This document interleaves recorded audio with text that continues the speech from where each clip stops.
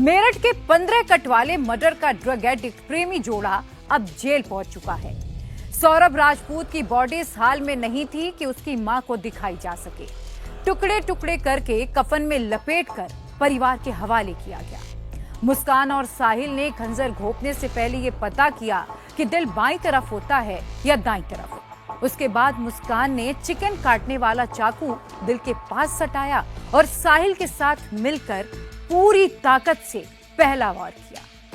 फिर थोड़ी ही दूर पर दूसरा वार किया, तीसरा वार किया। सौरभ नशे की गोलियों से अचेत था।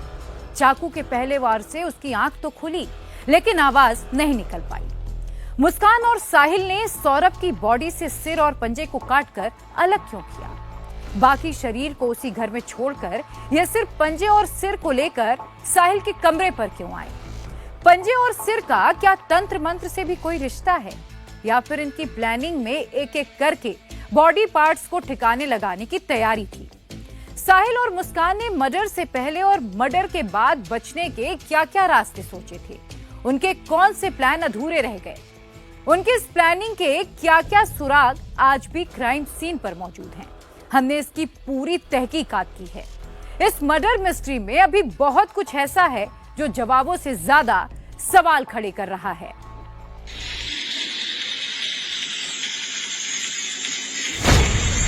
ग्यारह मार्च को साहिल की बर्थडे पार्टी सेलिब्रेट की गई। मुस्कान बहुत खुश थी।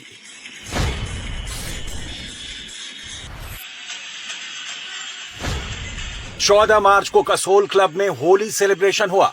मुस्कान ने साहिल के साथ डांस किया।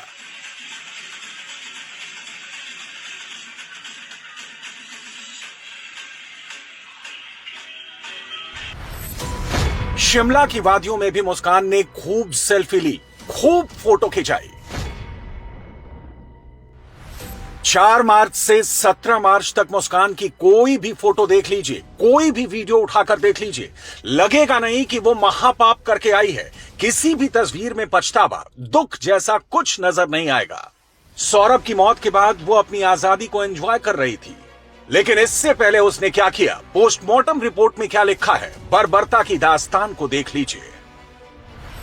सौरभ के सीने पर मुस्कान ने पहला वार सीधे दिल पर किया। उसके कलेजे को 6 सेंटीमीटर लंबाई और 3 सेंटीमीटर चौड़ाई से चीर दिया। उसकी आवाज तक नहीं निकल सकी। सौरभ के संभलने से पहले ही पहले वार के नजदीक दूसरा वार कर दिया। इस बार सौरभ का कलेजा करीब 3 सेंटीमीटर चीर दिया। नशे की डोज लेकर सो रहा सौरभ संभल पाता, उससे पहले ही तीसरा हमला हो गया। इस बार भी दिल 3 सेंटीमीटर से ज्यादा चीरा गया।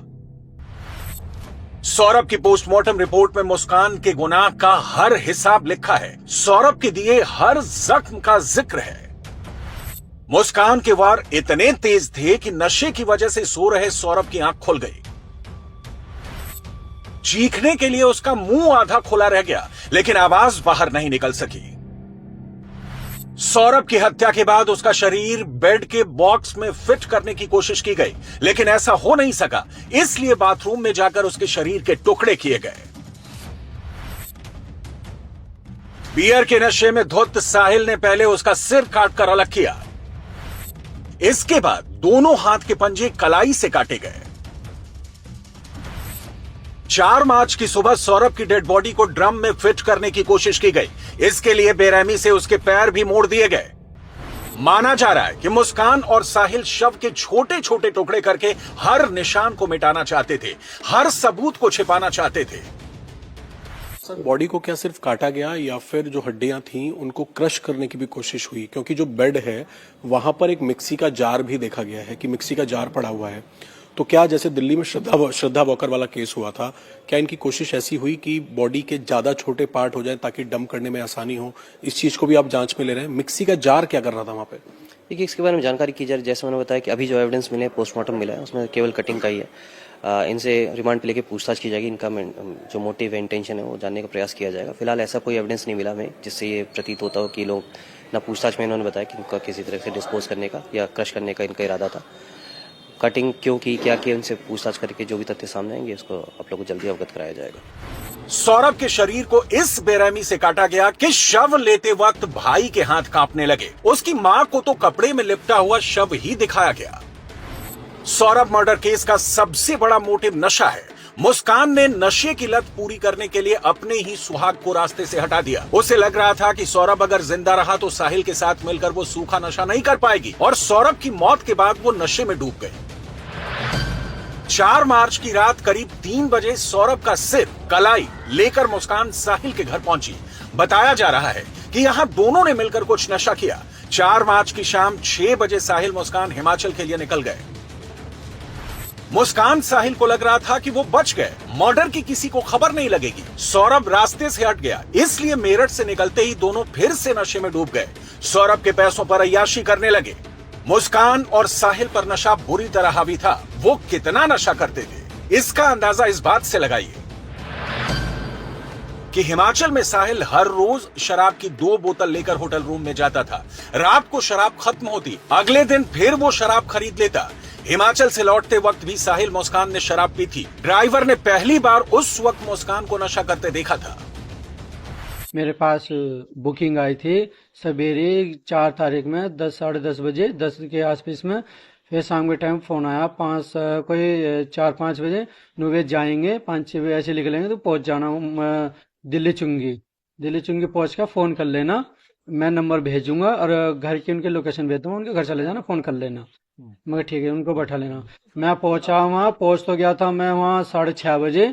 वे चले गाड़ी में 7-7:15 सांझ को। अपना लड़का जो है जो चोटा बांध रखा उसने, साहिल ने चोटा से बांध रखा सिर पे, वो तो डेली 1 या 2 बोतल लेके जा रहा था रूम में।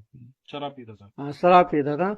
लड़की को मुझे पता नहीं था कि नशा करती है लड़की तो मैंने जब देखा, जब मेरठ के लिए वापसी आ रहे थे, सामने से ली थी इन्होंने 3 कैन, वहाँ पी इन्होंने, लड़की ने मेरे सामने गाड़ी में पीछे बैठ के। 18 मार्च को गिरफ्तारी के बाद से भी साहिल मुस्कान की हालत बहुत खराब है। जेल में भी दोनों नशे की मांग कर रहे हैं। जेल सूत्रों की माने तो मुस्कान साहिल ने जेल में साथ रहने की डिमांड की थी, लेकिन जेल नियमों के चलते ऐसा नहीं हो सका। जेल के अंदर साहिल और मुस्कान को अलग अलग कॉमन बैरक में रखा गया है। मुस्कान 40 महिला कैदियों के साथ बैरक नंबर 12 में रह रही है, जबकि साहिल को बैरक नंबर 18 में आम कैदियों के बीच रखा गया है। 19 मार्च को बैरक के अंदर मुस्कान पहले दिन गुमसुम बैठी रही। उसने खाना तक नहीं खाया, जबकि साहिल को दाल रोटी दी गई तो उसने खा ली। 20 मार्च को मुस्कान ने समझाने पर जेल का खाना खा लिया, लेकिन किसी से बात नहीं की। अपने चेहरे से कपड़ा भी खाने नाश्ते के लिए ही हटाया, जबकि साहिल पूरी तरह नॉर्मल रहा। मेरठ के वरिष्ठ जेल अधीक्षक वीरेश राज जी इस वक्त हमारे साथ मौजूद हैं। सर, दोनों जेल में आए, मुस्कान और साहिल। जब वो जेल में आए उसके बाद से किस तरीके का उनका हरकतें थी, कैसा व्यवहार था और क्या डिमांड वो लोग कर रहे हैं आप लोगों से? देखिए, 3 दिन पहले जब वो जेल में आए तो साथ में रहना चाहते थे और पास में रहना चाहते थे बैरक के। तो हमने कहा जेल में सिस्टम नहीं हो सकता। जेल का प्रक्रिया है कि पुरुष बैरक से महिला बैरक बहुत दूर होती है, बिल्कुल अलग होती है। वो महिला बंदी रक्षकों की सुरक्षा में होती, तो उनको अलग रखा गया। फिर वो मान गए। खाने की समस्या थी, खाना भी शुरू कर दी।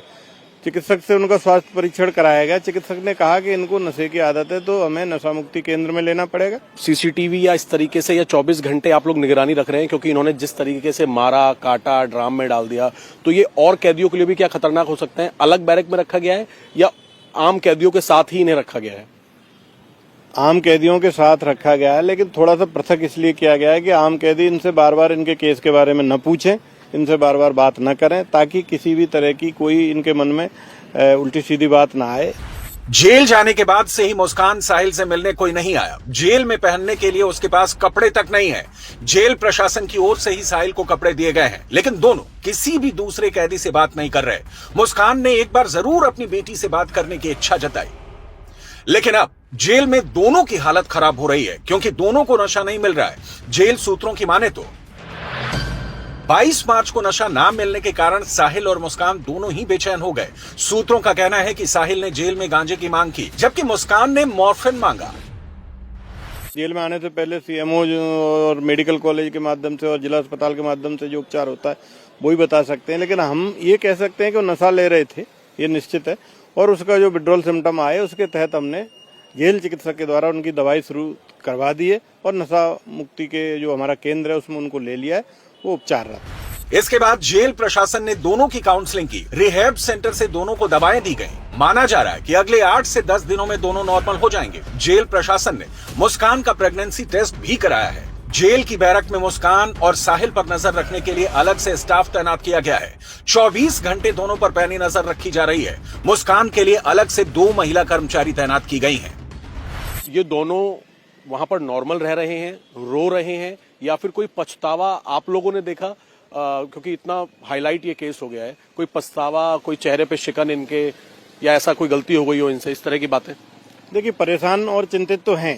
पछतावा है कि नहीं ये तो मैं अभी नहीं कह सकता, लेकिन परेशान और चिंतित हैं।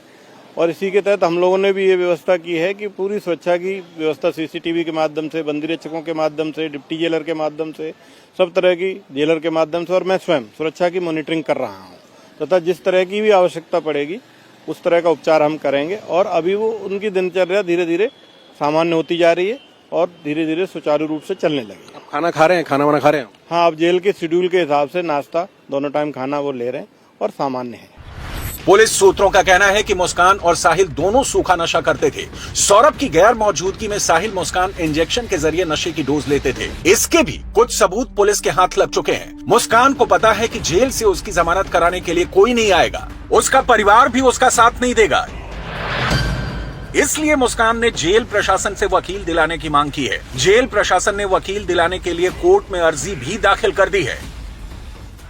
कल उसने, महिला जो है बंदी, उसने, मुस्कान ने मेरे सामने पेश होकर कहा कि उसके घर वाले केस नहीं लड़ेंगे क्योंकि वो नाराज है, मैं सरकारी वकील चाहती हूँ।